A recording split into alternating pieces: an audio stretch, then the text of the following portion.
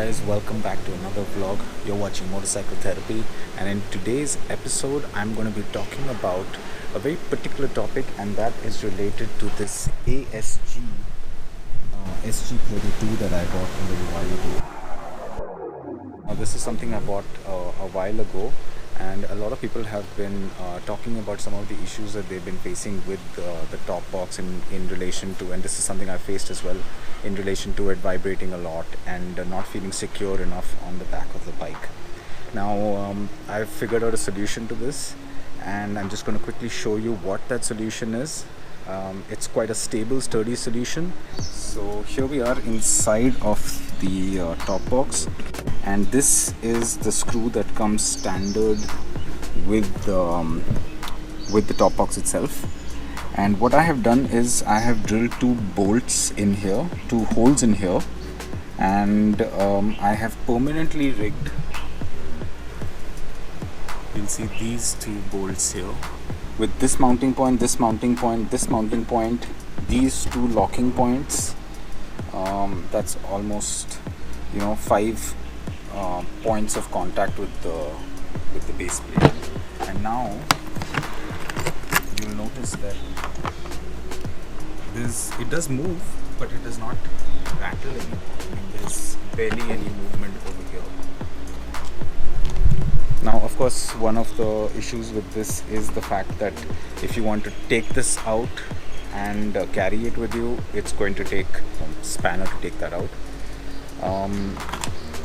But that's okay with me, because I don't really need, I don't find myself, having to take the stop box out at any time. And it's become a permanent fixture because it comes with this nice backrest as well that helps on with the pillion, and generally I'm always with the pillion, so for me it's it's a good addition overall. So now you can see it's a lot more stable. It still moves around. There is still a certain amount of feedback, but once you fill it up, I have noticed that that noise tends to kind of go away.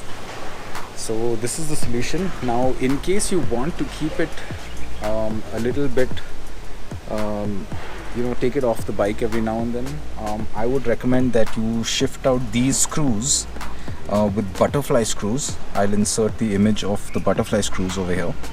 So you replace these with butterfly screws, and what you can do is you can quickly open them up and keep them here, and then take out the top box without having to do the lengthy work of opening these up. But obviously, having said that, it's secure. We did have to drill two holes through the top box.